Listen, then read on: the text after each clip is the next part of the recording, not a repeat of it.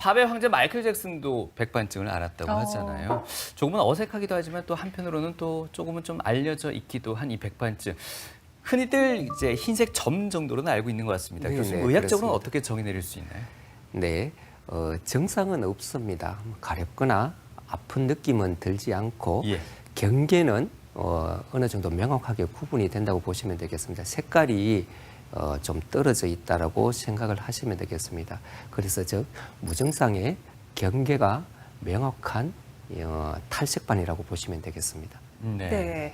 지금 이렇게 사진으로도 나와 있는데 네. 증상이 아무리 없다라고 하지만 피부 상태가 저렇다면은 이게 드러나니까요. 네, 정신적인 스트레스도 상당할 것 같습니다. 네, 맞습니다. 특별히 노출 부위에 있을 때에는 사람들이 다르다고 생각을 하게 되겠죠. 그래서 아무래도 좀 꺼려지는 그런 느낌을 가지게 되고 그렇다 보니까 이 백반증을 앓고 있는 분들은 사회생활을 하기가 좀 많은 부담을 가지시는 것 같습니다. 네.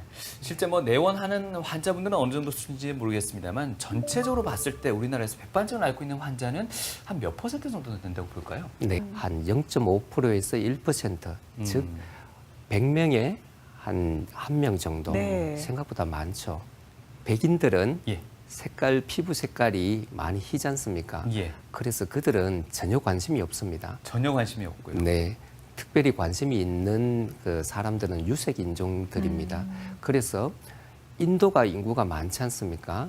그래서 인도의 백반증 환자들이 의료 환경에 있어서 굉장히 초미의 관심사가 되고 있습니다. 네. 분절형은 점의 모양, 즉 분절형이라는 것은 대상포진 때에 가장 흔히 쓰는 표현이라고 보시면 되겠습니다. 하나의 띠 모양으로 하나의 신경을 따라서 발생하는 형태를 분절형이라고 이야기를 합니다. 물론 이제 백반증도 대상포진 같이 하나의 신경을 따라서 분포를 하기도 하고요. 그럴 때 분절형이라고 이야기를 하고 저색소반이라고 하는 점의 형태로 나타날 때도 분절형의 모양으로 나타나게 됩니다.